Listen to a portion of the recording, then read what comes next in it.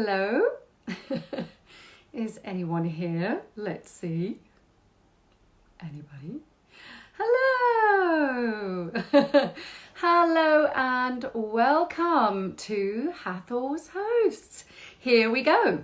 So this evening I will be joined by Joseph Mallozzi, who's just sent me a request. Hurrah. And we're going to be chatting about Stargate, dark matter, and all sorts of things. So let's see if we can get Joe now on the on Instagram, waiting for Joe Mallozzi.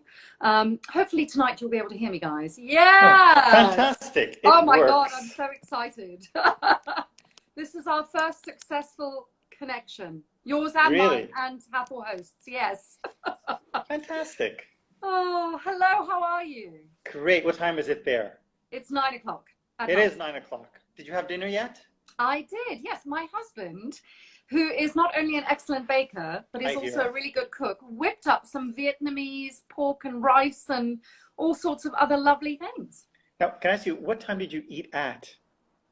Well, when's dinner time?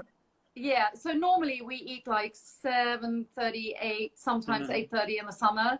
But when I'm doing these, I like to eat like kind of 7:15-ish, like between 7 and 15. I want to be done for at least an hour. So what time? It's 4 o'clock with you, right? We'll just start. It is. It is. Not quite dinner for me. Yeah. Not yet. How is your day going so far? My day goes pretty much like every other day. Great, I would say. Great. Good. Well, with that, shall we jump right in? Can you hear me okay? Everything all right? I can. Yep. Excellent.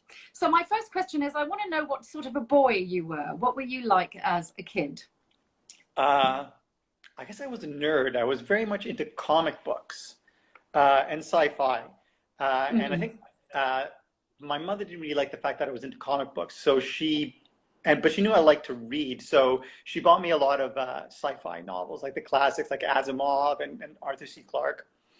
Right. And that's how I think I developed really my love for sci-fi and sci-fi storytelling. So, but I mean, as I want to say, most kids my age at the time, very much into comic books, into Stargate, Star Trek, Star Wars, Dungeons and Dragons.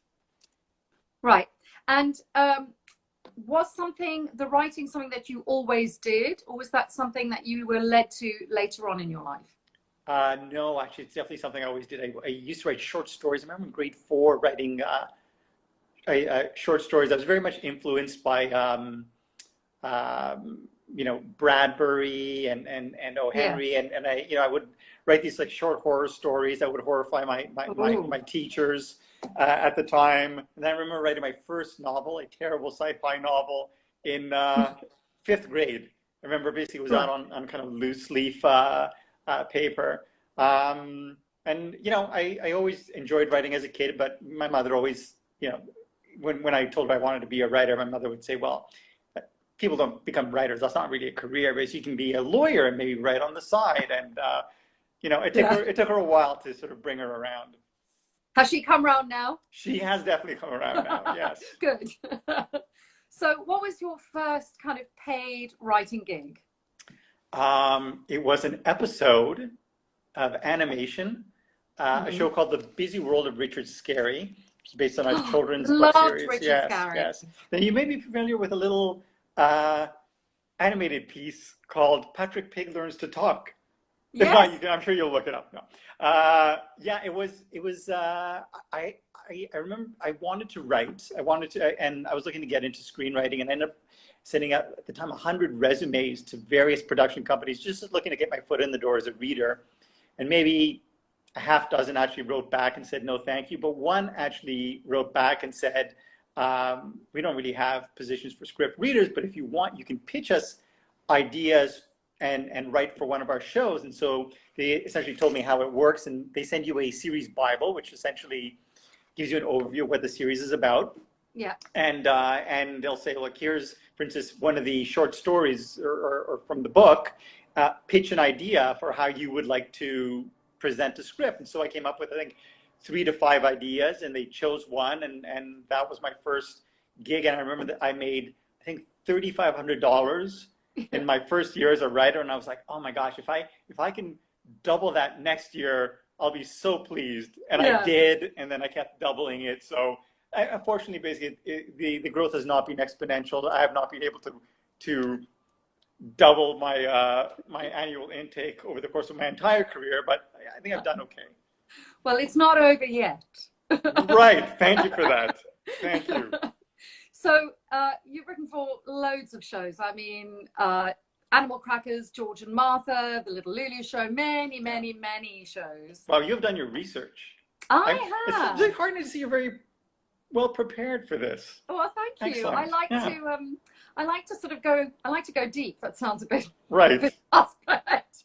But Good. you know, I find you really, really discover so much about people when you're looking them up, because certainly the actors that I've worked with on sci-fi shows, and particularly Stargate, A, it was ages ago for me, and B, when we end up working together at conventions and stuff like that, it's usually a quick catch up, but you don't really talk about their lives and their careers and that sort of thing. And you and I never even really had the opportunity. Right. You were before my time actually on the show. I was old school.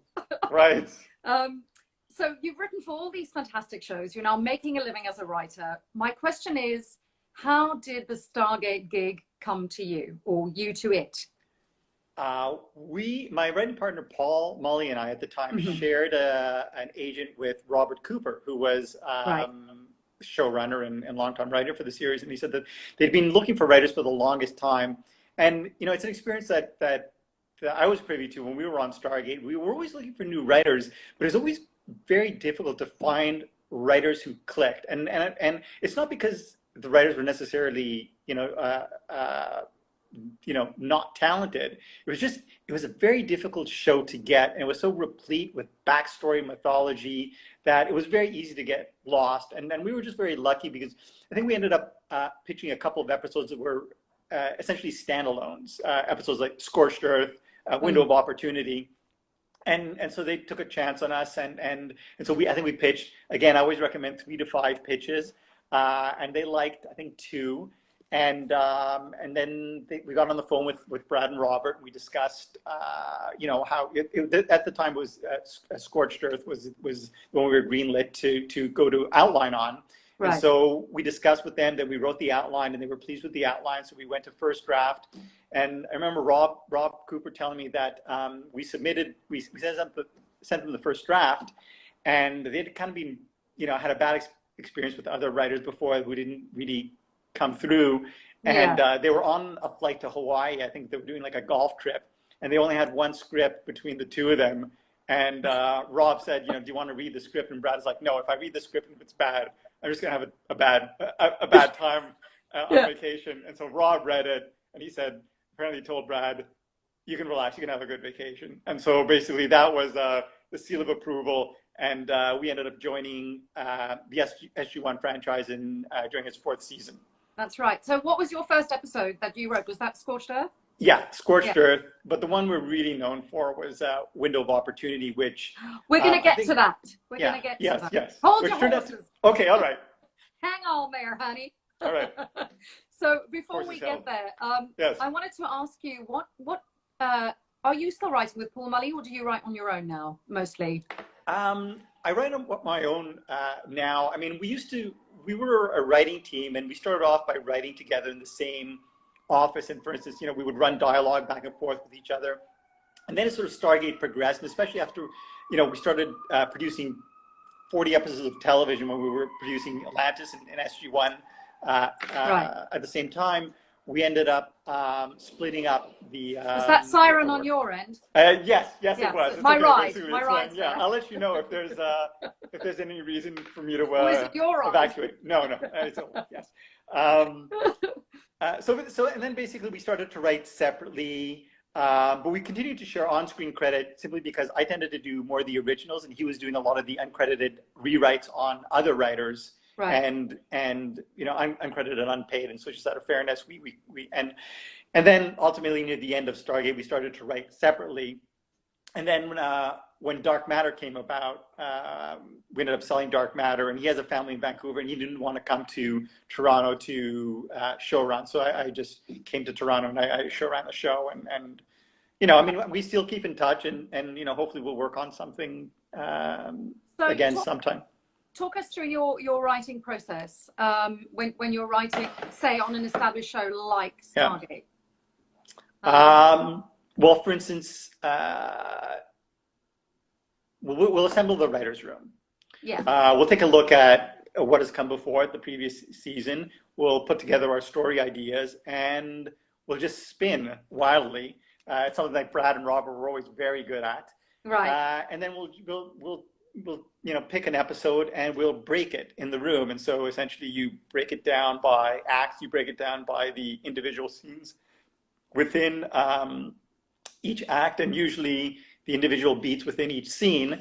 And then once you do that for maybe, 3 or 4 weeks, everyone goes their separate ways. Everyone is assigned a script, and they deliver an outline, they receive notes, they do a revised outline, and then they get the green light to move to first draft.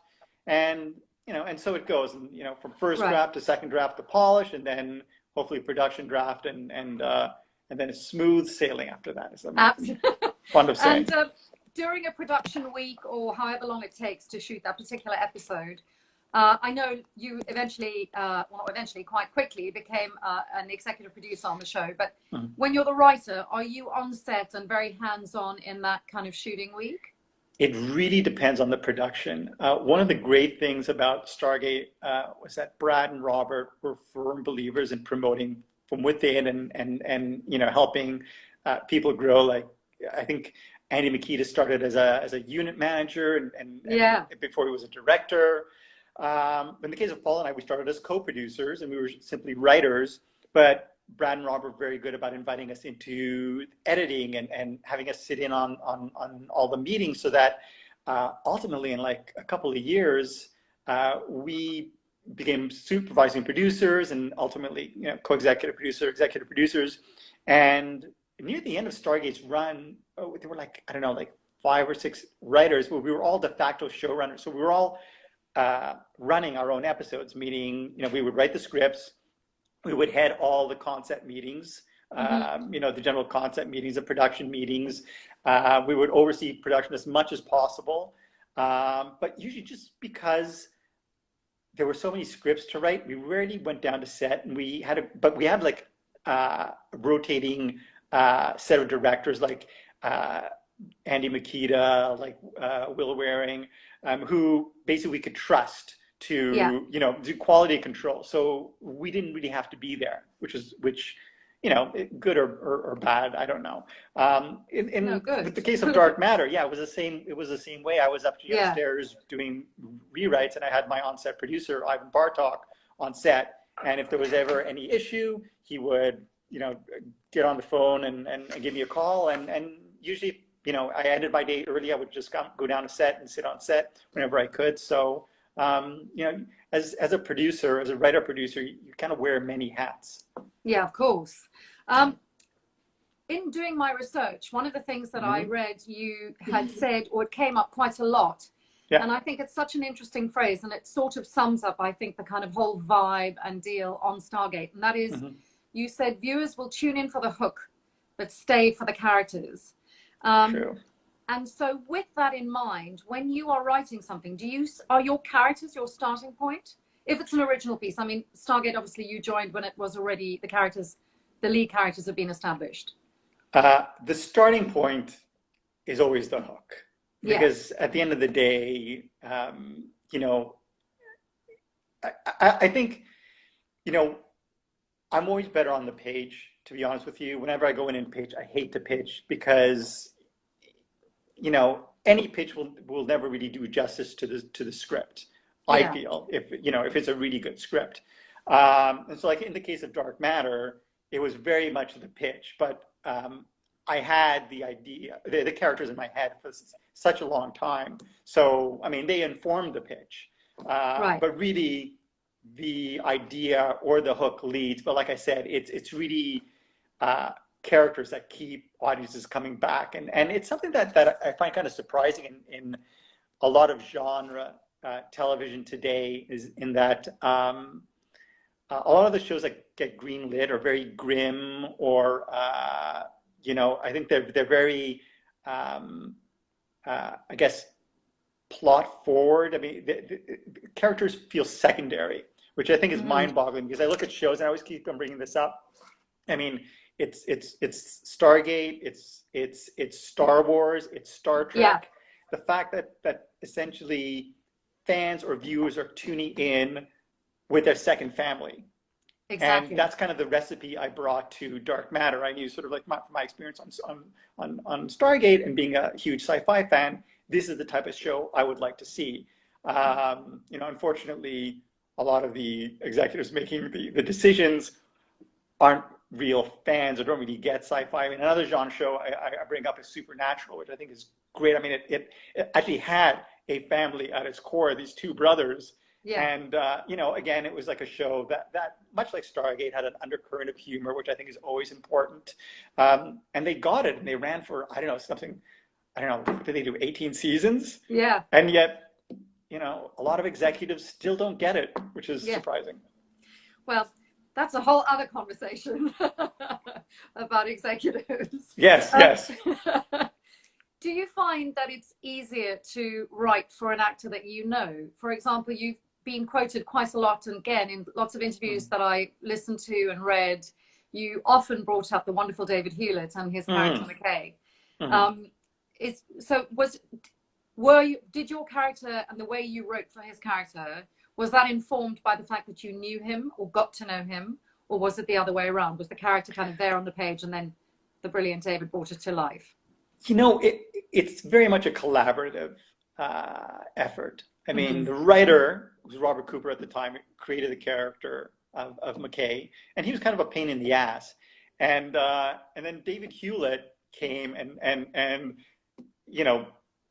did such an amazing job with the character. Because David is a lot of fun to work with, and he just brought some humor and just really, you write the character and you hope the actor will get it. And David not only got it, he basically just, delivered more than we could have ever hoped for. So ultimately, what happened with Atlantis was, I think they had written a different character, a doctor character, and they couldn't find the right person for the role.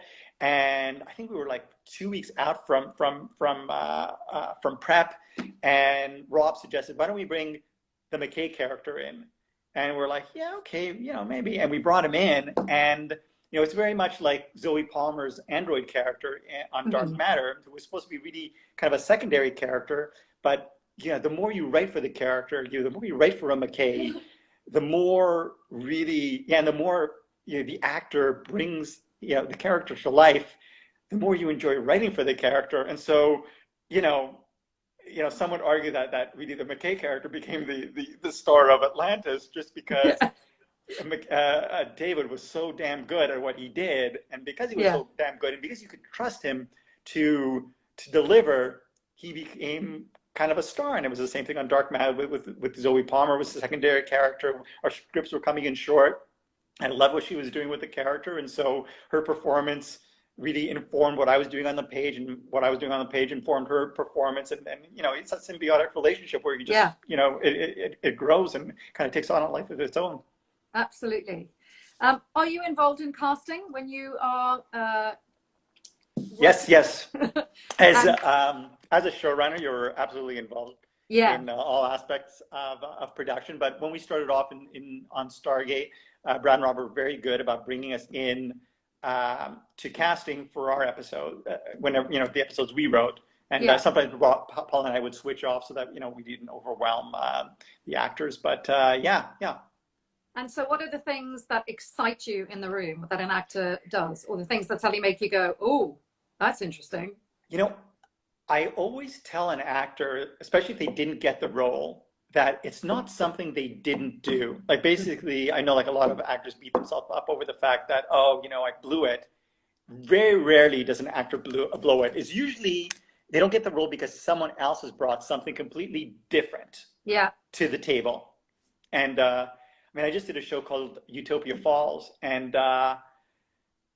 there was one character that we were casting who was the best friend of one of the leads, and an actor by the name of Mickey Nguyen came in to audition for the role, and he ate through the entire audition, and it was so annoying. but it was like a really amusing audition. Yeah. And so we brought him back, and I was like, look, less chewing, and he was and I mean it just something that stood out, and it was fun. Yeah. But at the end of the day, he was fantastic, and he was not what we had originally envisioned for the role. But again, another case of the actor bringing something and us adjusting to the actor and kind of forming that kind of symbiotic relationship. That kind of, yeah. Perfectly put. I mean, I remember when I auditioned for Stargate. I think I may have mentioned this before, so sorry anyone if you've heard it before, but I'd broken my toe, so I couldn't. It was summer, and I couldn't really wear shoes. And I turned up at the audition in nice trousers and everything. I didn't really know anything about the role. They just kind of, it was all very vague and hush-hush. I was handed the sides, and I was like, is she crazy? Why is she talking about herself like as we? The only person I know who does that is the Queen. And there were all these women in like really sexy outfits who were all like, so I'm like this really beautiful goddess. And I just thought, that just is wrong. So I sat back in my chair. I remember sort of putting my arms out, and I was like, you will come to me. And when I got the job, Rick said to me, he said it was so interesting, because in those days it was still VHS, like wind up. But he said it was so interesting because he said everyone else had kind of come forward, and he said, you did that. Like in the audition, you sat back and let us come to you.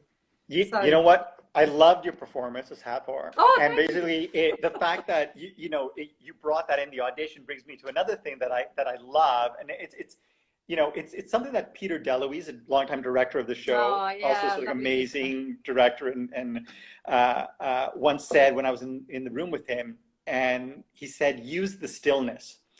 And I find when an actor gesticulates during a performance, I'm Italian, so I tend to gesticulate a lot, but I'm not auditioning for anything. It tends to diffuse the performance. Whereas basically, if you, like you did, sit back and allow the stillness to sort of take over, it projects power, it projects control, and it was perfect for Hathor. But for any audition, that's something that I absolutely recommend, and just something actors can be mindful of. Yeah. Now, speaking of casting and actors, I loved the LTS philosophy of Stargate. So can you tell everyone what that is? I think it was my first season on the show. We were looking to cast, and we would always get Paul Weber, who was our casting director at the time out of LA, great guy, would send us a list of potential actors for the roles. Yeah. And I remember seeing an actor who I liked, and I was like, how's about so and so? And Brad's response was LTS. And I was like, LTS? What's LTS? And he said, life's too short. And it was a philosophy that they had adapted on Stargate. By the time I was there in the fourth season, it was like a well-oiled machine because of this philosophy. And it's just, you don't want to work with assholes. So, you do your due diligence on anybody, not just cast members, but crew members and, writers, producers, if you can help it, producers, and find out who the assholes are and just don't work with them. Yeah, absolutely. And it just made such a happy work environment. I mean, exactly. I wasn't there that long, but it truly is still one of the jobs that I remember with such joy and happiness, because there weren't any assholes on set. It was great. And that's something Brad and Robert, were felt was very important. Something that I learned on the show. And then I went and did another show after Stargate, and it was completely the opposite. People throwing each other under the bus. Paul and I went in very naive. We thought, well, Stargate, this is the way things are done. Yes, they weren't. So basically, when I got my own show, Dark Matter greenlit, I vowed that it would be very much like Stargate, and it was basically, we worked hard. It was a pleasant on-set atmosphere. One of the things that always heartened me was when guest stars would come up and say, this is such a great atmosphere. They mentioned two other shows that shoot here in Canada, Kim's Convenience and Murdoch Mysteries. Right. There's two other shows with really great, positive on-set atmosphere. And more than anything, that's one of the things that really I took away from my experience on Dark Matter was the fact that, everybody had a good time. It was hard, but we had a good time. And that's important. It really is. So this brings us nice and neatly to window of time. Window of opportunity. Window of opportunity. Not such good research. Window of time. That's the other episode, right? That's the In that's fact, the one actually. that you're writing now.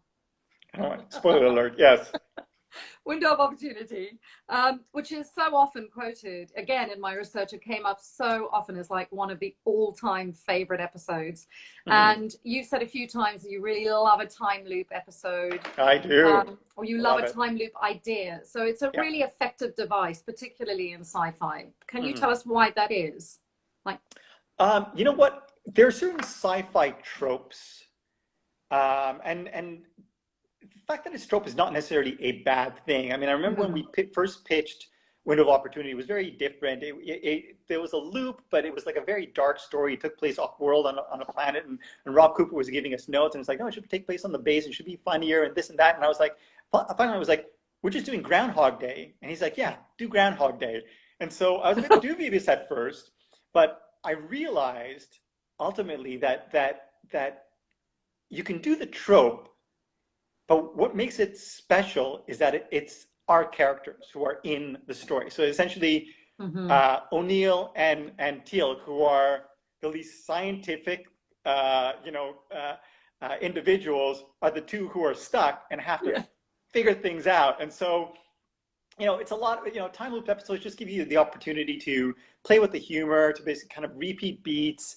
It's kind of funny that one of my very first episodes of television was the time loop episodes for Stargate, and then one of my I want to say my last, but it was a couple of years ago, my later episodes was the time loop episode for Dark Matter, and in that instant, I actually ended up watching about like a dozen time loop movies and like 24 time loop episodes of like every genre show has done time loop episodes. Star Trek, Next Generation, X-Files, Supernatural, Xena. Like I watched them all, and then distilled a formula that I ended up writing a blog post about. But essentially, I ended up using for that Dark Matter episodes, where basically you take the established tropes and you kind of turn them on their ear and tell a story that's special to these characters. Yeah. It's and somebody's just written the kiss, because of course endless discussions. We'll get back to the kiss if we can in a little while. So when SG1 finished and then you moved into Atlantis, was that liberating, writing for a whole new set of characters, or was it slightly daunting knowing the show's SG1's history? Neither, to be honest with you. I mean, SG1 and Atlantis were tonally very similar in terms of characters, in terms of setting. They may have been different, but tonally they were very, very similar. And in that respect, it was actually fairly easy to write for. I mean, of course, you're used to writing for the SG1 cast and characters, so that is almost comes like second nature to you, and you have to discover all these new characters on Atlantis and these new sorts of conflict and the Wraith. But that was kind of fun in any case. Yeah.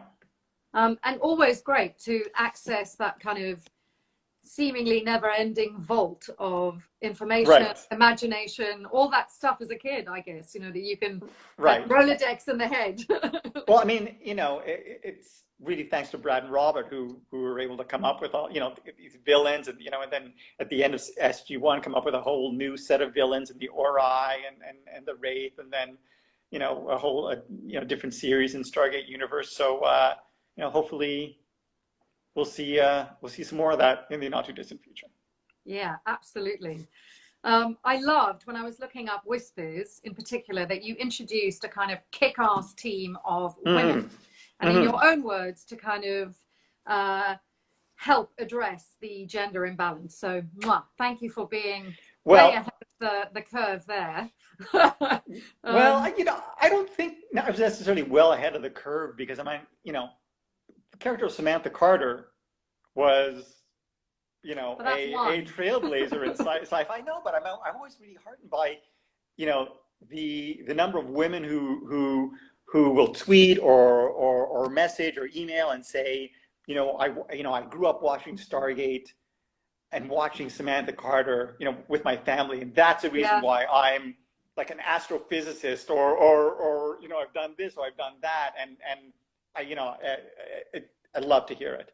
That is so true. And in fact, when Amanda was on this platform show, whatever it is, we chatted quite a bit about that, and we were both saying it's extraordinary, particularly Stargate, that it has had and continues to have this amazing lifespan where people from, you know, people who watched it in the 90s have now got children and are introducing their kids to it. And so the love for it just continues, which is amazing. That's why I argue now's the time for a new Stargate series. Well, built-in audience. Now, you worked on all three series of the franchise, and SGU took a kind of completely different feel tonally, I think. Yeah. But do you feel, are they like your children, that it's impossible to pick a favorite, or do you have a favorite series, or are you not allowed to ever say? You'll have to I would argue, if you tell us. I would argue that unlike children, where it's actually very easy to pick a favorite, it's usually like the smart one or the good-looking one. In the case of TV shows, it's very tough. I would say if you were to put a gun to my head, I would lean towards SG1 just because, you know, that's a show I cut my teeth on. Yeah. And, you know, those characters are kind of, you know, very near and dear to my heart, and, you know, the mythology and everything. I mean, I loved all three shows, but SG1 was really the one that we ended up writing 5 seasons. Oh, I guess we did, 5, 6, 7, 8. Well, 6 seasons. Yeah, right. 6 seasons of SG1. So you spent 11 years on the franchise altogether, is that right? 11 or 12? 12. Yeah. And you've been amazingly supportive and quite vocal on social media and Twitter about G'ing up, because there's clearly still a huge love. That's partly why we're doing this, you know, massive love for the show. Right. And I just wondered if you were able to give us any future updates or current updates has there been any progress? Because I've got here, like, I get emails every day going, please ask if there's going to be a new Stargate or another Stargate. I think you should get Brad Wright on the show. I'm trying to. I don't know how to and have a talk with him, because I mean, you know, I've been very vocal about the fact that Stargate needs to come back, and really just not just from you know a creative standpoint, from the fact that there's so many fans out there, and just it makes financial sense because you've got the built-in fan base. And don't do a reboot, because you essentially by doing a reboot, it's a huge slap in the face to existing fans, because you're essentially wiping out whatever your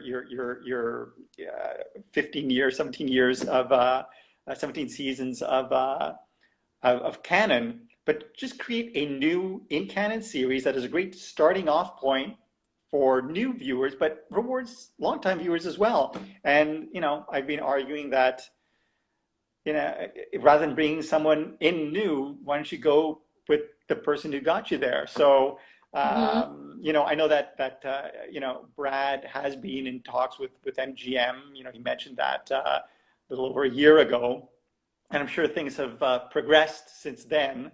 And I'm sure this whole pandemic has, you know, potentially pumped the brakes on any developments. But you know, I anxiously await good news. Yes, well, there you go, guys. Later. You heard it, you know, heard it here, and we'll all keep supporting and keep hoping, because I mean, I agree with you. I think there's definitely scope. I mean, there's definitely stories that haven't been followed through. Right, exactly. You know, but it's true. We have so many characters, so many storylines to revisit, so many, you know, new stories to tell, but also, you know, like you said, you know, there's so many characters and stories from the past that can still find their way into a new series. Exactly. It's the best of both worlds for new fans and old. Exactly. So this brings us rather neatly and nicely to Dark Matter, which when I was reading up about this, because I've worked a little bit, not worked actually, I've met Roger a few Yes. times. Obviously now I've watched a few episodes to get a real sense of it and a feel. But I was fascinated to read how you'd always had this idea. It's brilliant, brilliant premise, great hook. And then at the end of Stargate, it just didn't feel like the right time because Netflix were kind of doing their own thing and sci-fi had sort of clamped down on space-orientated programming. So you did something absolutely genius, I think, and that was... Well, the idea came to me because I got my start in animation, and I remember my job as director of animation development was to go out and find properties we could turn into animated shows, and people would come in and send their great original ideas, and I'd be like, we have a great original idea here, and the owners of the company never wanted to consider original ideas. They're like, no, you need to find established properties, IP, intellectual properties, books. And so knowing that, I mean, I could have basically written the Dark Matter pilot and sent it out like you usually do to 100 places, and maybe someone bites it, usually they don't. But instead I ended up approaching Keith Goldberg at Dark Horse Comics, and being a huge comic book fan, I pitched him Dark Matter, the comic book.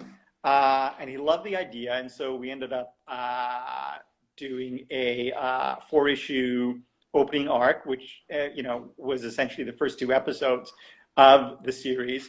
Gary Brown was our artist; he was fantastic. Ian Brill was our story editor. Sorry.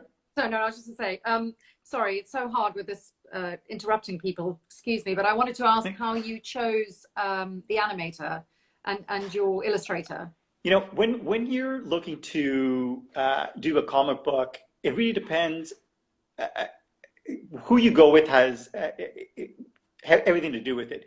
If you go with a place like Image Comics, for instance, it's up to you to find the writer and put the pieces together. They'll distribute, but you have to do all the heavy lifting yourself. Whereas, if you team with someone like Dark Horse, they will suggest artists, and so they suggested a bunch of artists, and I loved Gary's work, and like I said, our story editor Ian Brill was fantastic, and he would act as a sort of conduit between myself writing the scripts and Gary doing the illustration and the art for the book, and the comic book launched, and it did fairly well. I mean, it wasn't really a superhero title, so it didn't obviously got nowhere near as much notoriety as a lot of superhero books. But it did well, and it got quite a few good reviews, and we ended up collecting it in a trade paperback, and then ended up teaming with Jay Firestone of Prodigy Pictures, and he ended up taking the book out on pitches. And the great thing about having the comic book there was, you could essentially pitch the show, but you could leave them the comic book. And I often find that when you pitch something, sometimes executives tend to imagine the worst possible execution of your vision. But if you have the comic book there, it's a very visual sort of blueprint of how the show would develop. And so, using the graphic novel as a sales tool, essentially, ended up selling the show. And when you're writing something, a screenplay, you're painting your picture with words, and yet a comic book is such a visual. It's very different thing. So that must have been a kind of interesting experience to kind of relate what was in your head to the animator. It really was an eye-opening experience. Yeah, I mean, I had the pilot, and so I sent it to the story editor. I'm like, here you go. He can basically animate, illustrate this, and I'll let the artist sort of figure out what he wants to do. And was like, no, that's not how it works. So essentially, you have to write a comic book strip, and in comic books, the writer is both writer and director. So they're very specific about how many panels per page, how the panels lay out. What happens in the, is it a medium shot? Is a silhouette of the character, looking out a window? You have to be very specific. You're writing the script, but you're also directing at the same time. And that was a learning experience for me. Yeah, I bet. Hmm. But thankfully, Sci-Fi then, was it Sci-Fi? That's right, that picked it up It was from, Sci-Fi, Netflix, yeah. Space Channel in Canada. And when Amanda was on here, we talked quite a bit about what the experience, in particularly in relation to Sanctuary, what her Hmm. experience was like being the star of the show, Hmm. EP, Hmm. and also directing some episodes. So on Dark Matter, you were Hmm. like writer, creator, EP, Yes. showrunner. Hmm. How did you find that experience? It was exhausting. I had But come up with the idea. fantastic. Yes, it was fantastic. I mean, I come up with the idea of Dark Matter, I think, during the fourth season of Stargate Atlantis, and Stargate kept on getting picked up, so I had a lot of time to think about the show. So essentially, I had like a 5-year season plan for the show, and I know who all the characters were and their backstories. So when we got the writers' room together, the first writers' room was myself, Paul Mully, my writing partner, and Martin Garrow, who's done fairly well for Yeah, himself since brilliant. Stargate, Blind Spot, and other shows. And we ended up, it was unheard of because I knew what all the stories were going to be. We ended up breaking the entire season in like I think 2 weeks. Mm-hmm.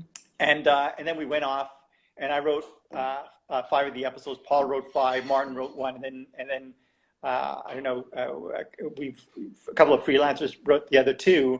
But as showrunner, as I often am, I'm very hands-on creatively. So essentially, I did all the script rewrites from a creative standpoint, and then when we get into production, sometimes you lose a location, so you have to change the location. Sometimes a script won't board, meaning you have to shoot the script in 8 days, and it's too long, so you have to find a way to shorten scenes, or the script is coming in short, timing in short. You have to deliver like a 45-minute episode, so you have to write the extra scenes. So as a showrunner and creator of the show, I was very much hands-on, and that's one of the things I do. I'm very hands-on, and I think maybe a little too much in the first season. It just kind of wears on you. I mean, you're overseeing everything from casting to costumes to art department and visual effects, and one of the, I just worked on a show called Utopia Falls. The director R.T. Thorne, great guy. He brought me on board, and I kind of told him, I'm like, what I want to do is kind of see your vision realized, go from point A to point RT, as I put it, and allow him to essentially make the decisions, but backstop him, and from a production standpoint and creative standpoint, make sure that things make sense. And one of the things I noticed, I mean, he would be staying there till like 10:30 at night, and he would be agonizing over decisions. And I told him, like, you've got some very talented people working for you. I know they were talented because they were my former Dark Matter crew. And it's a lesson I learned in their first season, is you have to learn to trust these people. You have to defer to them because they're experts at what they do. They're very good at what they do. And so, I mean, you can still weigh in with decisions, but you can't, I guess, micromanage, because after a while it'll just kill you, and I think it'll hurt the show. Yeah, very, very sage advice, I think. Do you think that there's a chance that we may ever see Dark Matter on our screens again? I certainly hope so, and possibly two ways. One, I haven't given up hope on the possibility of a final season, a miniseries. Well, final season or a miniseries would probably be more likely, because I don't know if they would pay for an entire season, but a miniseries to finish telling the story.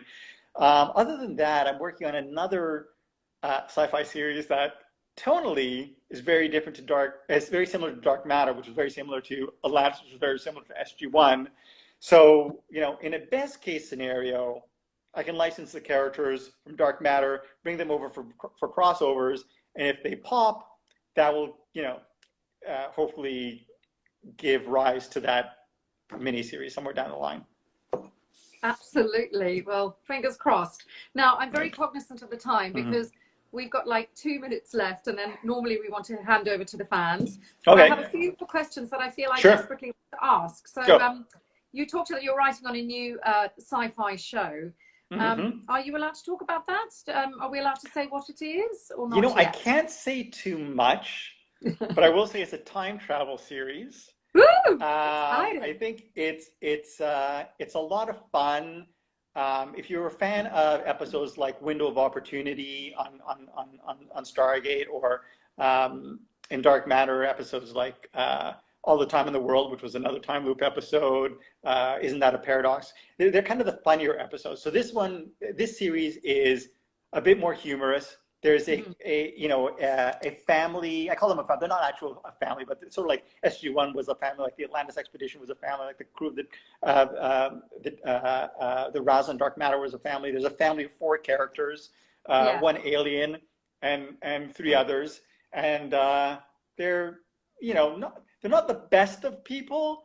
You would say sort of like our Dark Matter characters, but they have the best of intentions, and I think it's a show that is a bit more grounded than Dark Matter. It's more a near future than far future. Mm-hmm. But I think it's a show that will hopefully resonate with audiences. And if you love SG-1, Atlantis, and Dark Matter, you're gonna love this show eventually. Exciting. Well, now I see that lots of people are typing the name in, but you've not mentioned it by name. Oh, so sorry. The name of the show is Timescape. Okay, excellent. Yeah. Well, I can't wait. In terms of Utopia Falls, I think they did something quite unique, didn't they? In that they combined science fiction and a medium that's never been put together, and rap. Yeah.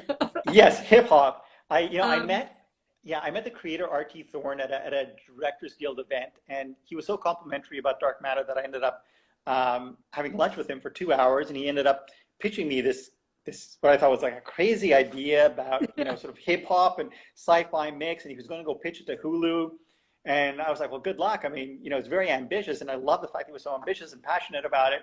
And 2 weeks later, he was like, Hulu picked up the show. I need a showrunner, and I thought he was asking me for a recommendation. I'm like, I honestly don't know who would be good for this show, and he was like, no, you'd be perfect. And I'm like, no, I'm not hip hop, and I didn't at the time. I didn't really want to sort of do someone else's show, but he's like, well, why don't you just come in and meet the production company and just talk to them your feelings about the show. So I was fine. I ended up meeting Andrea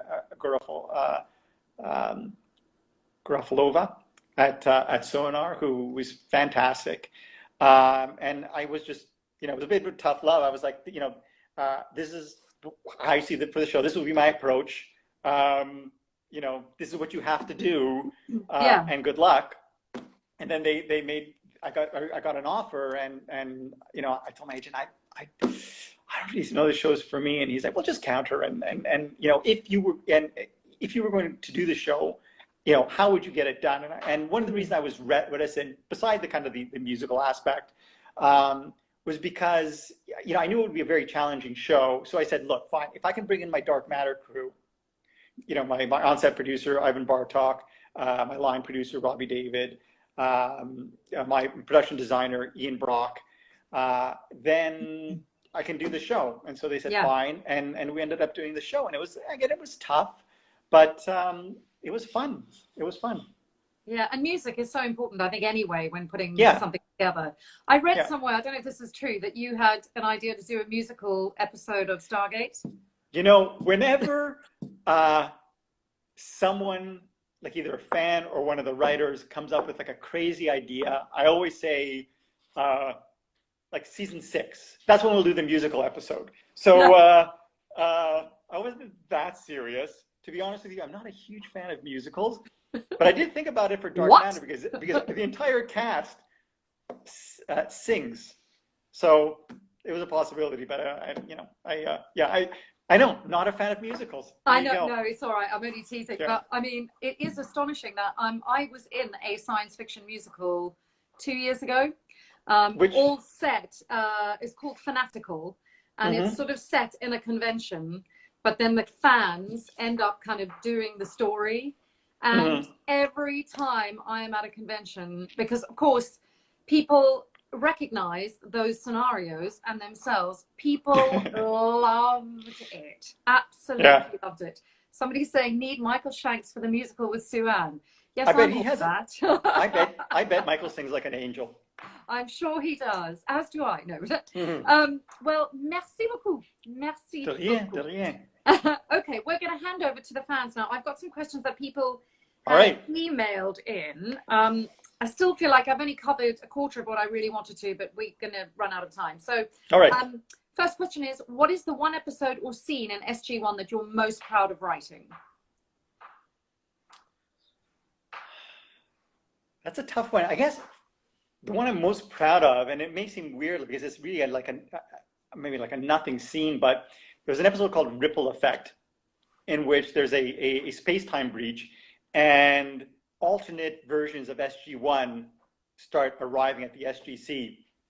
And like there's a bad version of SG1 or, a little more mercenary version of SG1 dressed in black.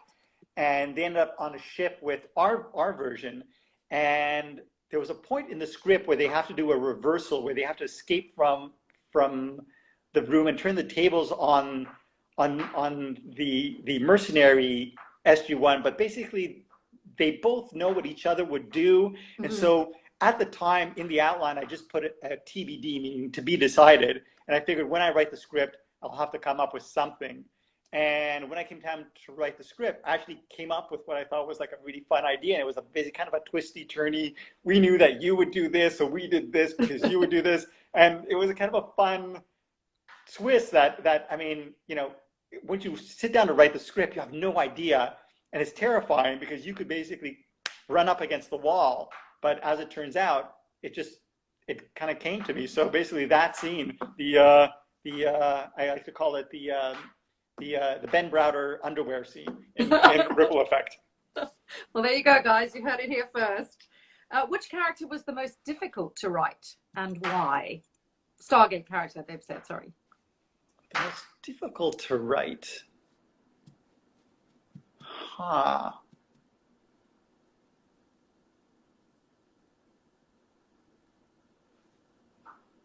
That is a really think, and I don't.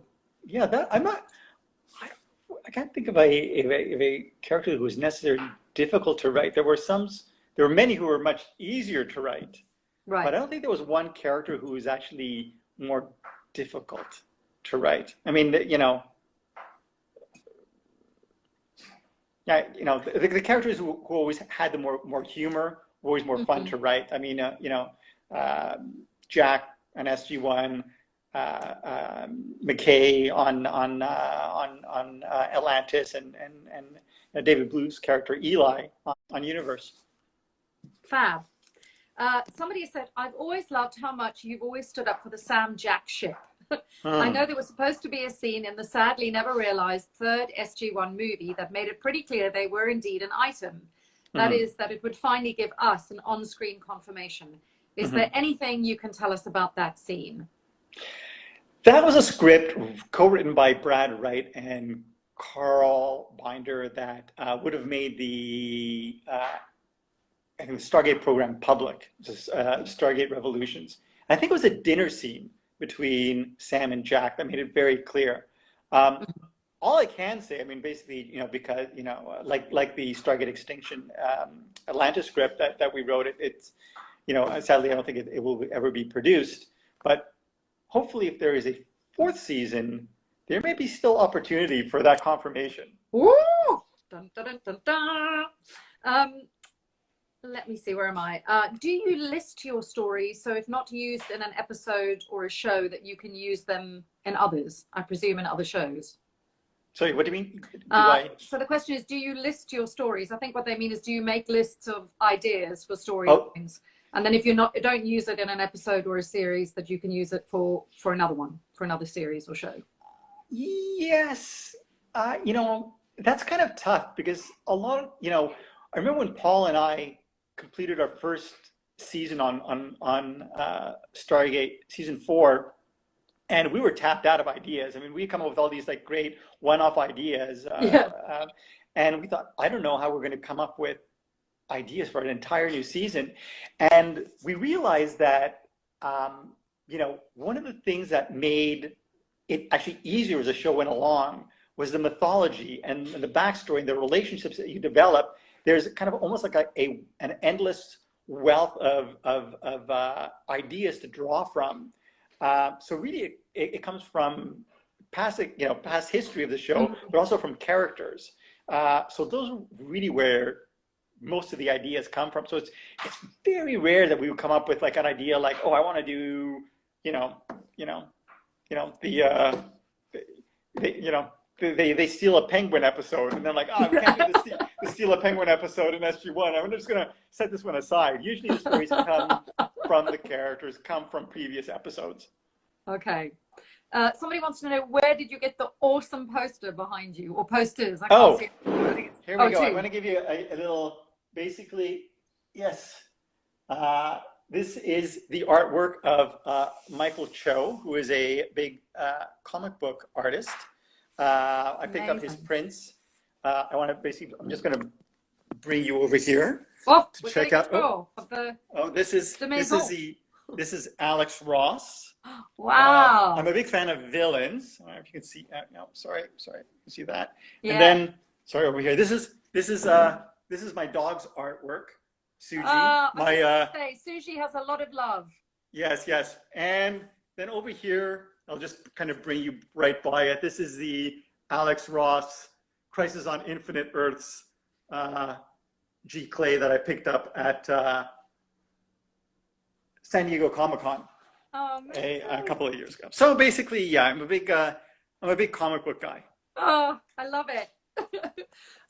We are about 3 minutes before Instagram is going to cut us off. So I'm going to give you one final question, which is, do you have any advice for those who have experience in writing stories and scripts, but just can't seem to find the break that they need to get recognition from the industry? I think the best thing to do is really go to those events, those industry events, make connections, because that's how you get your foot in the door. And try to get introductions to agents, try to get introductions to like other writers, other directors, other producers, and if you can, really if you get your foot in the door, to take meetings with broadcast executives. Yeah, I know it's easier said than done.